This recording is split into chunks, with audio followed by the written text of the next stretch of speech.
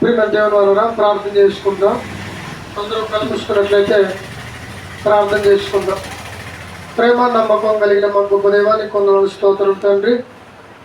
గడిచిన దినాలంతట్లోనైనా మమ్మల్ని క్షేమంగా జ్ఞాపకం చేసి కాపాడి ఈ ఆధారకాల సందర్భంలో నా తండ్రి నీ పిల్లలతో కలిసి నీ మాటలు పంచుకునే భాగ్యాన్ని మాకు ప్రసాదించిన నీ కొందరు స్తోత్రాలు చెల్లించుకుంటూ కొద్ది ప్రార్థన నీ ప్రియకుమారుడు వాళ్ళ రక్షకుడు యేసుక్రీస్తు మరిచినాం తండ్రి. ఆమేన్. కూడి వచ్చిన మీ అందరికీ ప్రభువైన యేసుక్రీస్తు నామములో అందరికీ వందనాలు శుభములు తెలియజేస్తున్నాను. ప్రియమైన దేవుని వలన ఈరోజు ఒక మంచి పాఠాన్ని మనం ధ్యానించుకోబోతున్నాము. మరి జాగ్రత్తగా వినవలసిందిగా ప్రేమపూర్వకంగా తెలియజేస్తున్నాను. పరలోకానికి సిద్ధపడే పరిశుద్ధుడివా, నశించి నాశనానికి వెళ్ళే నాశనకారివా, అంటే నరకానికి వెళ్ళే నాశనకారివా. ఏమండి? పరలోకానికి సిద్ధపడే పరిశుద్ధుడివా, నశించి నరకానికి వెళ్ళే నాశనకారివా అని ఒక మంచి అంశాన్ని మనం ఈరోజు ధ్యానించుకోబోతున్నాం. ప్రియమైన దేవుని వలన పరలోకానికి వెళ్ళాలంటే ప్రతి మనిషి పరిశుద్ధిగా భూమి మీద బ్రతకాలి. పరిశుద్ధత అనేది వారి జీవితంలో లేకపోతే పరలోకం వెళ్ళటం అనేది చాలా కష్టం. చాలామంది దేవుని నమ్ముకున్న తర్వాతకి, దేవునిలోనికి వచ్చిన తర్వాతకి వారి జీవితంలో ఈ పరిశుద్ధత అనేది కనబడదు. ఏమండి? పరలోకం వెళ్ళాలంటే మొట్టమొదటిగా నువ్వు సిద్ధపడాలి. రెండవది పరిశుద్ధుడిగా ఉండాలి. పరిశుద్ధత అనేది మన జీవితంలో కనబడినప్పుడు పరలోకానికి మనం వెళ్ళలేము. ఎందుకంటే దేవుడు పరిశుద్ధుడు కనుక, నేను పరిశుద్ధుడై ఉన్నాను కనుక మీరును పరిశుద్ధులై ఉండుడి అన్నాడు. అంటే పరలోకానికి వెళ్ళాలంటే పరిశుద్ధంగా జీవించాలా? అవును. పరిశుద్ధత అనేది మన జీవితంలో లేకపోతే మనం నశించి నరకానికి వెళ్ళిపోవాల్సి వచ్చిన పరిస్థితి వస్తుంది.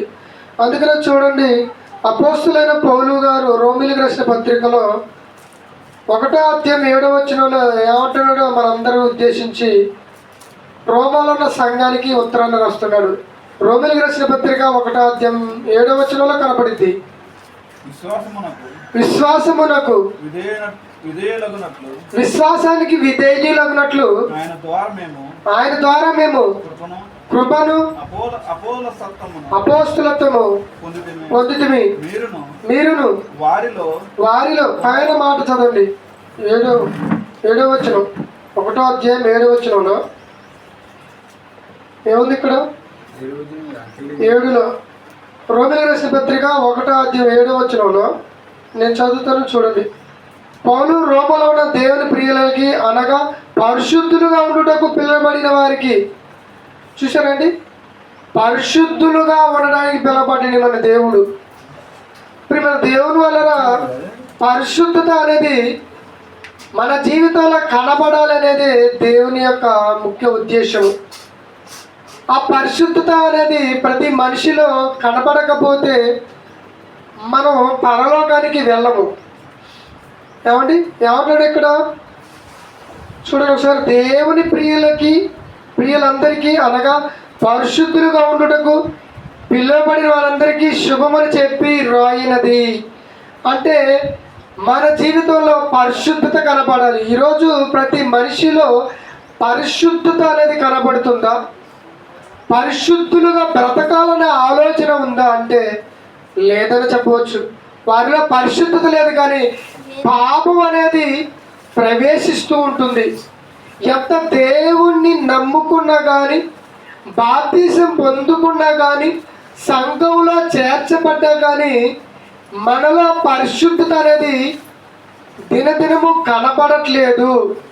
మన మాట తీరు కానీ, ప్రవర్తన తీరు కానీ, మన ఆలోచన తీరు కానీ ఇతరులకు ఎలా కనపడాలి, దేవుడికి ఎలా కనపడాలి అనేది ఒక మాట కొరింథీయులకు రాసిన మొదటి పత్రిక 1వ అధ్యాయం 2వ వచనంలో కూడా చెబుతున్నాడు అపోస్తలుడైన పౌలు గారు.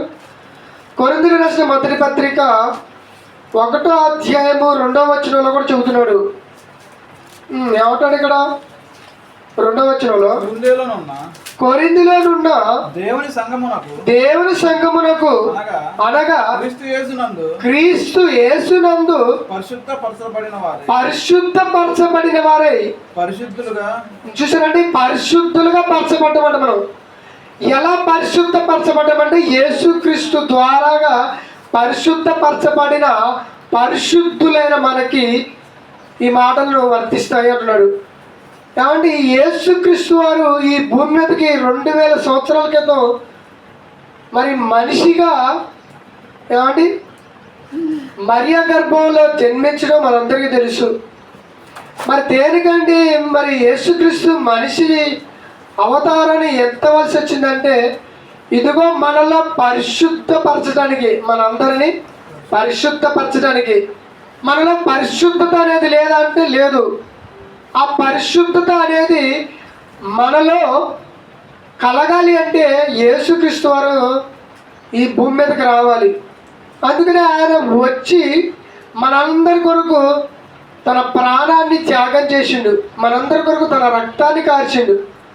ఆయన పాపము లేనివాడిగా బ్రతికిండు, పరిశుద్ధుడుగా బ్రతికిండు. అందుకనే పరిశుద్ధుల అయిన రక్తమే మనకి కావాలి. పాపం చేసిన వాడి రక్తం మనకి ఉపయోగపడుతుందా? ఉపయోగపడదు.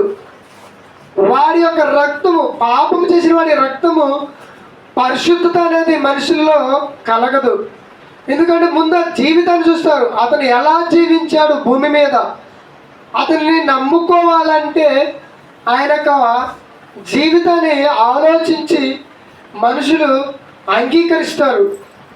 అంటే భూమి మీద ఎంతోమంది భక్తులు జీవించడం మనకు తెలుసు. అబ్రహాము గారి మొదలుకొని ప్రకటన గ్రంథమైన యోహాను గారి వరకు ఎంతోమందిలో పరిశుద్ధత కనపడుద్ది, పాపం కనపడుద్ది. అవును కదండి. ఒక అబ్రహాం గారి చూడండి, దావీదు గారినే చూడండి.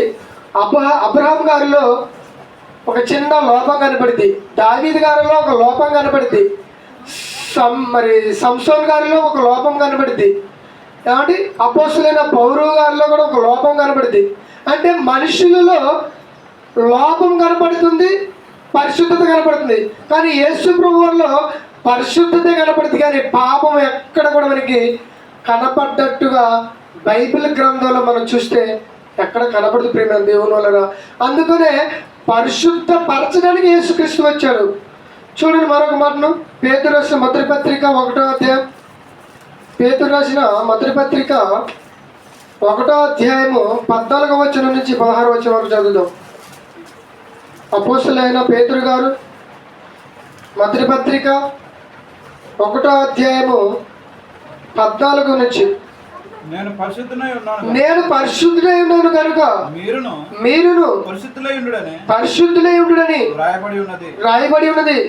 కాగా మీరు యుదేయులకు పిల్లలై మీ పూర్వపు అజ్ఞాన దశలో మీకుండిన మీకేది ఆశలని వాటిని అనుసరించి ప్రవర్తింపక మిమ్మల్ని పిలిచిన వాడు పరిశుద్ధుడై ఉన్న ప్రకారమును మీరును సమస్త ప్రవర్తన యందు చూసారండి. సమస్త ప్రవర్తన ఏమండి? సమస్త ప్రవర్తన అంటే మన నడక తీరు కానీ, మాట తీరు కానీ, చూపు తీరు కానీ, ప్రియ దేవుని వలన సమస్తము మన జీవితం అంతా ఎలా కనపడాలంటే పరిశుద్ధులుగా కనపడాలి. అజ్ఞాన దశలో అనగా దేవుని నమ్మని ఒక దశలో బ్రతుకుతున్నప్పుడు మనలో పరిశుద్ధత ఉందా? దేవునిలో రాకముందు మనం ఎలా ఉన్నాము?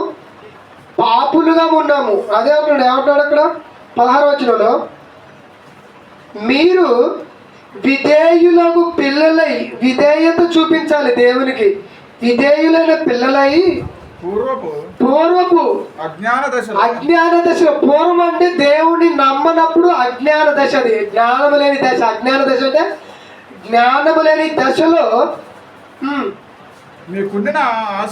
మీకుండిన ఆశలను అనుసరించి మనకు అప్పుడు ఆశలు ఉన్నాయి. భూమి మీద ఎన్నో ఆశలు ఉన్నాయి. దేవునిలో రాకముందు ఎన్నో కోరికలు, ఎన్నో ఆశలు, పాపపు ఆశలు అవన్నీ. ఏమండి? పాపాన్ని నెరవేర్చుకునే ఆశలు. ఆ ఆశలన్నిటిని మీరు మునుపు ప్రవర్తించారు కాబట్టి ఇప్పుడు అలా ప్రవర్తింపకుండా ఎలా ప్రవర్తించాలంటున్నాడు? మిమ్మల్ని పిలిచిన వాడు మిమ్మల్ని పిలిచిన వాడు పరిశుద్ధుడై ఉన్నాడు. ఆయన పరిశుద్ధులై ఉన్నాడు కనుక ప్రకారము మనము కూడా మీరును సమస్త ప్రవర్తన యందు పరిశుద్ధులై ఉండు. పరిశుద్ధత కనబడాలి. ఈరోజు పరిశుద్ధత అనేది ప్రతి మనిషిలో కనబడదండి. ఏమండి, ఈరోజు చూడండి, ప్రతి మనిషి పరిశుద్ధులుగా ఉండాలని 40 రోజుల వరకే ఏమండి పరిమితం చేసుకున్నారు. 40 రోజులు పరిశుద్ధత.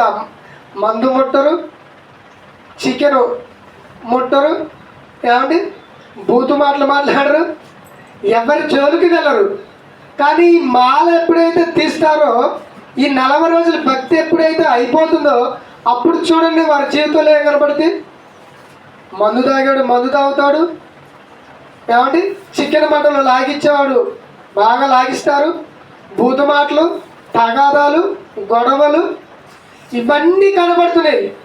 మరి ఇదా పరిశుద్ధత అంటే? 40 రోజుల వరకే పరిశుద్ధులుగా ఉండటం కాదు ప్రియమైన దేవుని వలన మన జీవిత కాలం అంతా కూడా పరిశుద్ధులుగా ఉండాలి. అందుకనే దేవుడు చూడండి, ఈ సృష్టి పుట్టక ముందు నుంచి ఇప్పటి వరకు కూడా పరిశుద్ధతే కనపడతాయిలో. అవును, కానీ ఈ సృష్టి పుట్టక ముందు ఎలా ఉన్నాడు దేవుడు, ఇప్పటికీ అలా ఉన్నాడు. మరి మనం దేవునిలో లేనప్పుడు, దేవుని నమ్మనప్పుడు మన ప్రవర్తన ఎలా ఉందో నమ్ముకున్న తర్వాతకి, బాప్తిజం తీసుకున్న తర్వాతకి ఇప్పటికీ అలానే ఉంటుంది, అలానే కంటిన్యూ అవుతుంది. ఏమన్నా మార్పు వస్తుందా?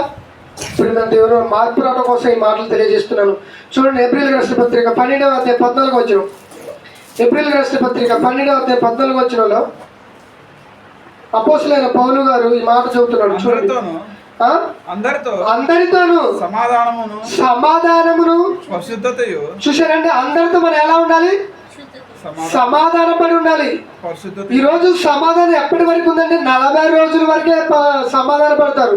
40 రోజులు అయిపోయిన తర్వాతకి సమాధానం కనపడి త్వరలో. మరి అదా పరిశుద్ధత అంటే ఏమంటాడు ఇక్కడ? అందరితోనూ సమాధానమును పరిశుద్ధతయు కలిగి ఉండటానికి ప్రయత్నం చేయండి. పరిశుద్ధత లేకుండా ఎవడును దేవుని చూడవు. అంటే దేవుని రాజ్యానికి నువ్వు వెళ్ళలేవు అంటున్నాడు. పరిశుద్ధత అనేది మనలో కనపడకపోతే నువ్వు దేవుని రాజ్యానికి వెళ్ళవు, దేవుని నువ్వు చూసే అవకాశము లేదు అంటున్నాడు. నువ్వు సమస్తము పరిశుద్ధులుగా ఉండడానికి ప్రయత్నం చేయమంటున్నాడు. మనం ప్రయత్నం చేస్తున్నామా పరిశుద్ధులుగా ఉండడానికి? అయ్యో, ఈ వారం అంతా నేను పాపం చేశానే తండ్రి, పోయిన వారం అంతా నేను పాపం చేశాను, ఇక వచ్చే వారం నుంచి నేను పాపం చేయకుండటానికి ప్రయత్నం చేస్తాను, పరిశుద్ధులుగా ఉండడానికి ప్రయత్నం చేస్తానని మనం అనుకుంటున్నాం. మా ప్రేమ దేవుని వలన అలా అనుకోవాలండి. అలా అనుకోకపోతే మనం ప్రభువును చూడమంట, అలా అనుకోకపోతే సంఘంలో నిలబడమంట. మనం ఏమండి ఏమంటే అక్కడ మళ్ళా చదువు మాట, అందరితోనూ సమాధానమును పరిశుద్ధతయు కలిగి ఉండటానికి ప్రయత్నం చేయండి. పరిశుద్ధ లేకోకుండా ఎవడును ప్రభును చూడడు. మీలో ఎవడైనను దేవుని కృపను పొందకుండా తప్పిపోయినేమోనని చేదైన వేరు ఏదైనను మొలిచి కలవరపరచడం వలన అనేకులు అపవిత్రమైపోవుతురేమో. చూసారంటే పరిశుద్ధత లేకపోతే, ఒక వ్యక్తిలో పరిశుద్ధత లేకపోతే మిగతా వాళ్ళంతా కూడా ఏమైపోతారు? అపరిశుద్ధులుగానే మారిపోతారు. అవునా కదండి? ప్రియమైన దేవుని వలన ఏమండి మనం భోజనం వండుతాం కదండి. ఉదయం పూట ఆడవాళ్ళు ఏం చేస్తారంటే బియ్యం కడిగి పొయ్యి మీద వేస్తారు. ఏమండి ఆ అన్నం ఉడికిందని తెలియాలంటే అన్నం అంతా చూడాలి, తోడి ఒక మెతుకు చాలా, ఒక మెతుకుతోనే అన్నం అంతా ఉడికింది అనేది మనకు అర్థమైంది. అలాగనే ఒక వ్యక్తి చాలు. పరిశుద్ధత లేకుండా ఉండటం వల్ల ఒక వ్యక్తి ఉంటే మిగతా వాళ్ళు మొత్తం కూడా ఏమైపోతారంటే అపరిశుద్ధులుగా లేదా పాపాత్ములుగా మారిపోతారు. ఒక్కరిలో పరిశుద్ధత ఉంటే మిగతా వాళ్ళంతా కూడా పరిశుద్ధులుగా మారే అవకాశం ఉంది. కాబట్టి ప్రియమైన దేవుని వలన మనం పరిశుద్ధులుగా ఉండటానికి ప్రయత్నం చేయమని దేవుని వాక్యం సెలవిస్తుంది. కాబట్టి మనం పరిశుద్ధంగా ఉండడానికి ప్రయత్నం చేద్దాం. చూడండి, దశలోనికి రాసిన మొదటి పత్రిక 4వ అధ్యాయము 4-5 వచనాలు. అపోస్తులైన పౌలు గారు దశలోనికి రాసిన పత్రిక మొదటి పత్రిక 4వ అధ్యాయం 4-5 వచ్చినాము. 4వ అధ్యాయం 4-5 వచ్చినాము. మీలో ప్రతివాడును మీలో ప్రతి వాడును దేవుని ఎరగని అన్య జనుల వలె క్షమాభిలాషి ఎందు కాక ఏమండి కామాభిలాషి ఎందు కాక కామాభిలాషము కాక పరిశుద్ధత ఎందును ఘనత ఎందును తన ఘటమును ఎట్లా కాపాడుకోవలనో అది ఎరిగి దేవుని ఇష్టం అంటున్నాడు. మీరు బాగా ఆలోచించలేక నేను చదువుతాను, మీరు అర్థం చేసుకోండి. సరే, మీరు పరిశుద్ధులగుటకు అనగా మీరు జారవత్వమును దూరంగా ఉండుటే దేవుని చిత్తం అంటున్నాడు. ఏమండి ఇక్కడ ఏమంటున్నాడు? పైన వచనం చూస్తే 3వ వచనంలో మీరు పరిశుద్ధులగుటకే అనగా మీరు జాగ్రత్తమునకు దూరంగా ఉంటే దేవుని చిత్తం. మీలో ప్రతివాడు దేవుని ఎరగని అన్యజనుల వలె కామాభిలాషం ఎందు కాక పరిశుద్ధత ఎందు ఘనత ఎందును తన ఘటమును ఎట్లా కాపాడుకోవాలో అది ఎరుగుంటే దేవుని చిత్తము ఉన్నాడు. అంటే ప్రియమైన దేవుని వల్ల పరిశుద్ధత అనేది కలిగి ఉండటమే దేవుని చిత్తం అంటున్నాడు. పూర్వం అన్యజనులు ఎలా ఉన్నారంట? కామముతో బ్రతికేవాళ్ళంట దేవునిలో లేనప్పుడు. ఏమండి అదే చూస్తున్నాడు. 3వ వచనంలో ఏమంటున్నాడు? 3వ వచనంలో మీరు పరిశుద్ధులు అగుటే అనగా మీరు జారత్వానికి దూరంగా ఉంటున్నాడు. జారత్వం అనగా వ్యభిచారానికి దూరంగా ఉంటున్నాడు, ఆలోచనకి దూరంగా ఉంటున్నాడు. ప్రతి మనిషిలో ఈ జారత్వం అనేది ఆలోచన అనేది పుడుతుందండి. ఈ ఆలోచన కానీ ఈ కోరిక కానీ మనలో ఉండకుండా ఉండాలంటే మన యొక్క విశ్వాసాన్ని కాపాడుకోవడానికి ప్రయత్నం చేయాలంటున్నాడు. ఏమంటున్నాడు అక్కడ? మళ్ళా చదవండి. మీరు పరిశుద్ధులగుటే అనగా మీరు జారత్వమునకు దూరంగా ఉండుటే దేవుని చిత్తము. మీలో ప్రతి వాడును దేవుని ఎరగని అన్యజనుల వలె కామ అభిలాషం ఎందు కాక పరిశుద్ధత ఎందును ఘనత ఎందును తన ఘటమును అనగా విశ్వాసాన్ని ఎట్లా కాపాడుకోవాలనో అది ఎరగటమే. ఎలా కాపాడుకోవాలి నా విశ్వాసాన్ని, నా నమ్మకాన్ని అని నువ్వు ఎరుగుతున్నావు అంటే అది దేవుని చిత్తం. దేవుని చిత్తాన్ని నువ్వు నెరవేర్చుతున్నావు. దేవుని చిత్తాన్ని నెరవేర్చడం అంటే నీ యొక్క విశ్వాసాన్ని నేను ఎలా కాపాడుకోవాలి, నా విశ్వాసాన్ని, నా నమ్మకాన్ని నేను ఎలా కాపాడుకోవాలని నువ్వు ఆలోచిస్తున్నావు అంటే దేవుని చిత్తాన్ని నువ్వు ఏం చేస్తున్నట్టు? నెరవేరుస్తున్నట్టు. మనం కాపాడుకోవాలంటే ఎలా కాపాడబడాలి? మన యొక్క విశ్వాసం, మన యొక్క నమ్మకం అంటే ఇదిగో దేవుడి మాటల వల్ల నువ్వు కాపాడుకుంటావు. దేవుడి మాటలు నువ్వు వింటే నీ నమ్మకం అభివృద్ధి పరచబడింది. మన దేవుని వల్ల, దేవుని వాక్యం లేకపోతే నీ నమ్మకం ఉంటుంది నీలో, ఆ నమ్మకం అనేది కోల్పోతాము. ఏమంటే ఒక నెల రోజుల దాకా దేవుని సన్నిధానికి రాకుండా ఉండండి, ఎలా ఉంటుంది మీ పరిస్థితి? మన దేవుని వల్ల 1 నెల, 2 నెలలు, 1 సంవత్సరం కనుక దేవుని సన్నిధానికి రాకుండా ఉన్నామనుకోండి, మనం లోకంలో కలిసిపోయిన ఆ విషయం మనకు కూడా తెలియదండి. ప్రియమైన దేవుడు అంతగా కలిసిపోతాం అనమాట మనం.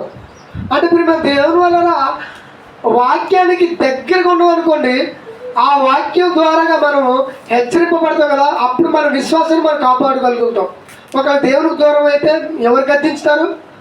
ఎలాంటి మాటలు పలుకుతున్నామో, ఎలాంటి ఆలోచనలతో బతుకుతున్నామో మన జీవితం హెచ్చరించే అవకాశం కల్పింపబడదు ప్రేమ దేవుని వల్ల. కాబట్టి ఆలోచించండి. అదే తెస్సలోనికీయులకు రాసిన మొదటి పత్రిక 4వ అధ్యాయం 3వ వచనం చదివిన కదండి. ఈ సమయం ఏప్రిల్ రాసిన పత్రిక ఫిలిప్పీయులకు రాసిన పత్రిక చదువుతాం.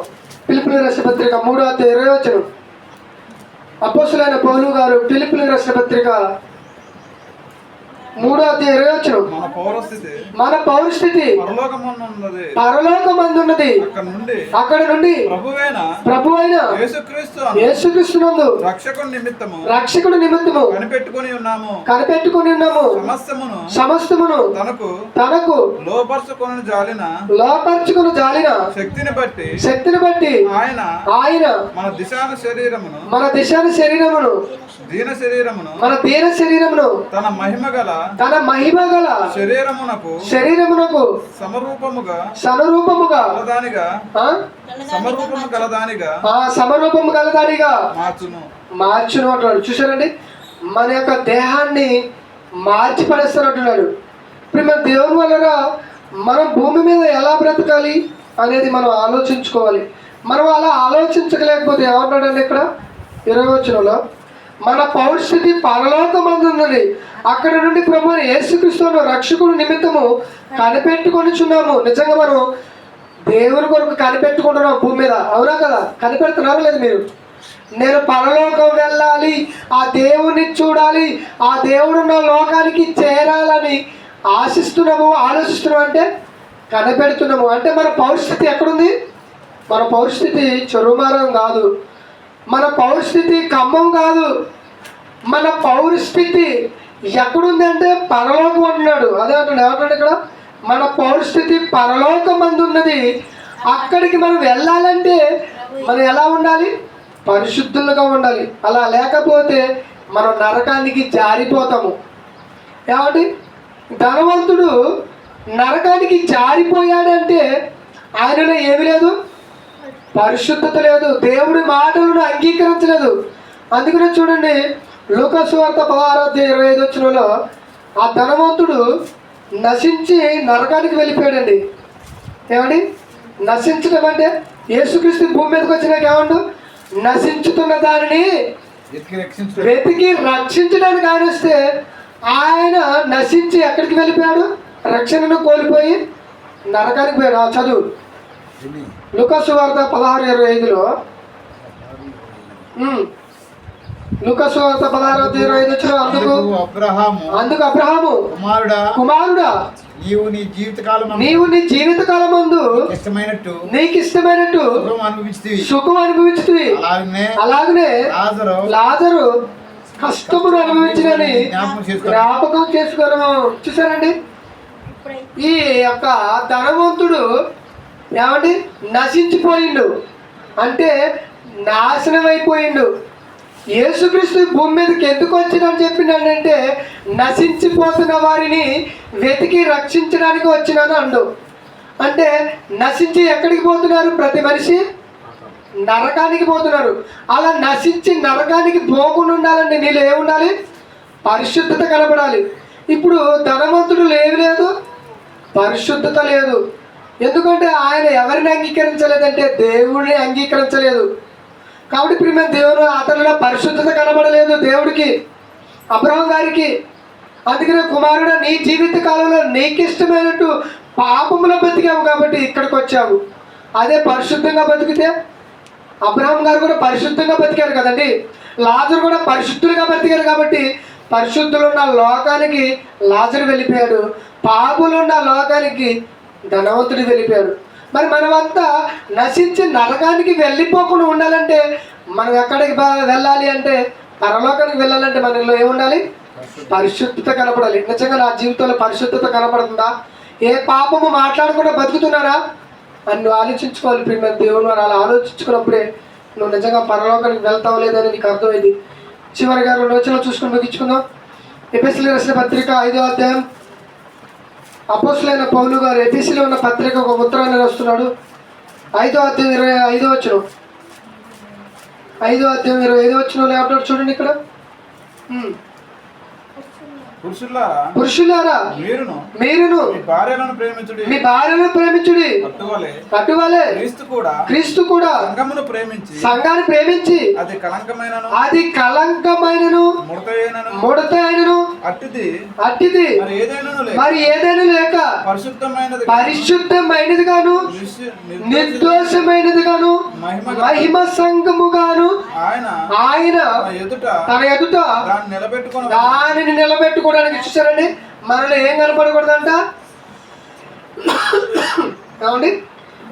నిర్దోషమైనది గాను కలంకము లేనిది గాను ముడత అయినను మరి అట్టిది ఏదైనా లేక పరిశుద్ధతగా కనపడాలి అంటున్నాడు.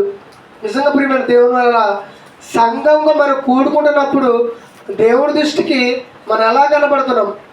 నేను పరిశుద్ధులుగా కనపడుతున్నానా లేకపోతే పాపిగా కనపడుతున్నానా అనేది నన్ను నేను పరీక్షించుకోవాలి, నిన్ను నీవు పరీక్షించుకోవాలి. నిజంగా నా జీవితంలో నేను పరిశుద్ధంగా భూమి మీద బ్రతకగలుగుతున్నానా అనేది ఆలోచించుకోవాలి. ఏమంటాడు అక్కడ? ఏమండి? అట్టిది ఏదైనా లేక పరిశుద్ధుగాను నిర్దోషమైనది గాను మహిమ గల సంఘంగా కనపడాలి. మనలో మహిమ గణాలు కనపడాలి. దేవునికి మహిమ తెచ్చే విధంగా మనం భూమి మీద కనపడాలి. నిజంగా మన ద్వారా దేవునికి మహిమ వస్తుందా? దేవునికి మాట వస్తుందా? చూడండి, చాలా మంది క్రైస్తవులైన తర్వాతకి వాళ్ళ యొక్క ప్రవర్తన తీరు బట్టి, మాట తీరు బట్టి దేవునికి దూషణ వస్తుందా, మహిమ వస్తుందా? ఆలోచించండి ప్రియమైన దేవుని వల్ల. అందుకని అపోస్తలుడైన పౌలు గారు ఏమన్నాడంటే, మిమ్మల్ని బట్టి దేవుడి నామము అన్ని జనుల మధ్య దూషింపబడుతుంది అంటున్నాడు. అంటే ప్రియమైన దేవుడు, మన ద్వారాగా మహిమ వస్తుందా, దూషింపబడుతుందా? మన ప్రవర్తన పరిశుద్ధంగా కనపడుతుందా, నిర్దోషంగా కనపడుతుందా? చూడండి, ఏమంటే 27 వచ్చిన కదా మనం చదివి ఇప్పుడు నీ భార్యను ప్రేమించుడి, చదువు అదే. నీ భార్యను ప్రేమించుడి, అటువలే క్రీస్తు కూడా సంఘాన్ని ప్రేమించి కలంకమైన చూశారని సంఘాన్ని ప్రేమిస్తున్నాడు. యేసుక్రీస్తు వారు ఎలా ప్రేమిస్తున్నాడు? ఆయన అంటే పరిశుద్ధులుగా ఉండాలని ప్రేమిస్తున్నాడు. పరిశుద్ధత కనపడాలని ప్రేమ చూపుతున్నాడు ఆయన మన పైన. ఏమంటున్నాడు?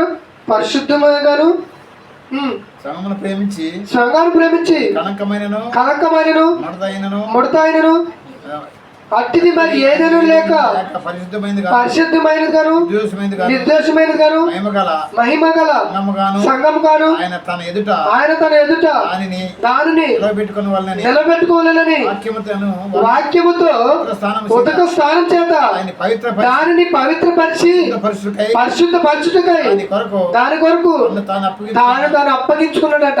దేనితో మనం పరిశుద్ధపరచబడుతున్నాం తెలుసా? వాక్యముతో ఉదక స్నానం అంటున్నాడు. పోయిన వారంతా నీ శరీరంతో, నీ నోటితో, నీ చూపుతో ఏం చేశావు? పాపము చేశావు. ఇప్పుడు ఆ పాపము కడగబడాలంటే ఏం కావాలి? నీకు వాక్యము కావాలి. ఈ వాక్యముతో నీ దేహం అంతా ఏం చేయబడుతుంది? కడగబడుతుంది అంటున్నాడు. అంటే ప్రియమైన దేవుని వల్ల వాక్యముతో మనం కడుక్కోవాలి, వాక్యంతో పరిశుద్ధపరచబడాలి. అర్థమైందా? మరి అలా పరిశుద్ధపరచుకుందామా? చూడండి, చివరికి ఒక మాట చూసుకుని ముగించుకుందాం. ఏప్రిల్ రాష్ట్ర పత్రిక 10వ చివరిగా ఏప్రిల్ రాష్ట్ర పత్రిక 10వ చూడండి.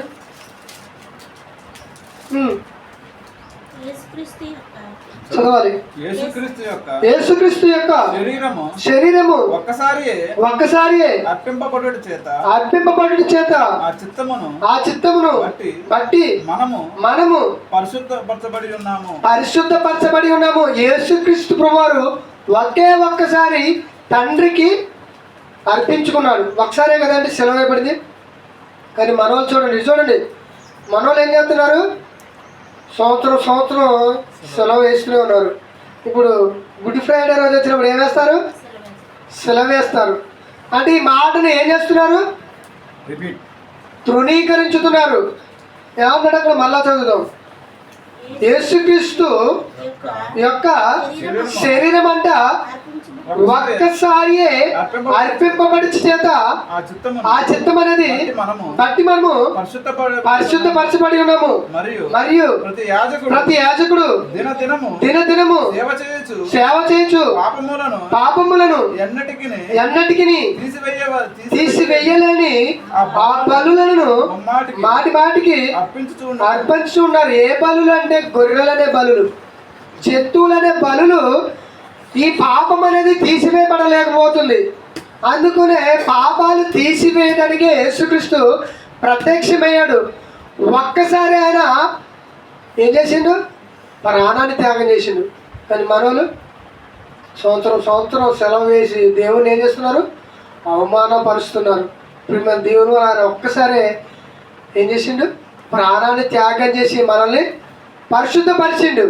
ఇక మన పరిశుద్ధమైన తర్వాతకి మరలా మనం పాపంలోనికి పోతున్నామంటే నువ్వు ఎక్కడికి పోవాలంటే నువ్వు తెలుసా? నశించి నరకానికి పోవాలనుకుంటున్నావు. ఇక నాకు పరిశుద్ధత వద్దాయా? ఈ ఎన్ని మాటలు విన్నా నా జీవితంలో పరిశుద్ధతనే లేదు, ఇక నేను బూతు మాటలే మాట్లాడతాను, ఇక నేను చచ్చిపోయి నరకానికే అనుకుంటున్నావా? అలా ఆలోచిస్తున్నావా? ఇక నువ్వు ఎక్కడికి పోతావు అంటే నరకానికి పోక తప్పదు. కాబట్టి ఇప్పుడు మన దేవుని వల్ల మనం నశించి నరకానికి పోవడానికి కాదు, దేవునిలోకి వచ్చింది. భూమి మీద బ్రతికినంత కాలం పరిశుద్ధులుగా బతకడానికి. కళ్ళు మూసుకుని ప్రార్థన చేసుకుందాం. ప్రార్థన. ప్రేమ నమ్మకం కలిగిన మా గొప్ప దేవా నీకు వందనాలు స్తోత్రాలు తండ్రి. అయా భూమి మీద మేమంతా పరిశుద్ధులుగా బ్రతికి మీరున్న లోకానికి చేరాలని నీ పిల్లలకి ఈ మాటలు తెలియజేశాను. నిజంగా మాలో పరిశుద్ధత అనేది కనపడకపోతే మేము నశించి నరకానికి వెళ్ళిపోతామని బైబిల్ లేఖలో సెలవిస్తుంది. నిజంగా నాయన నా తండ్రి, భూమి మీద మిమ్మల్ని మహిమపరచాలంటే ముందు మమ్మల్ని మేము పరిశుద్ధపరచుకోవాలి. ముందు మమ్మల్ని మేము పాపానికి దూరం చేసుకొని బ్రతుకుతూ అనేకలు బ్రతికించడానికి ప్రయత్నం చేసే భాగ్యాన్ని మా అందరికి ప్రసాదించమని ఇప్పటివరకు నీ పిల్లలు ఈ మాటలు ఉన్నారు జ్ఞాపకం చేసుకొని ప్రభు యేసుక్రీస్తు వారి ప్రార్థనకు సమర్పించుకున్నాం తండ్రి. ఆమేన్.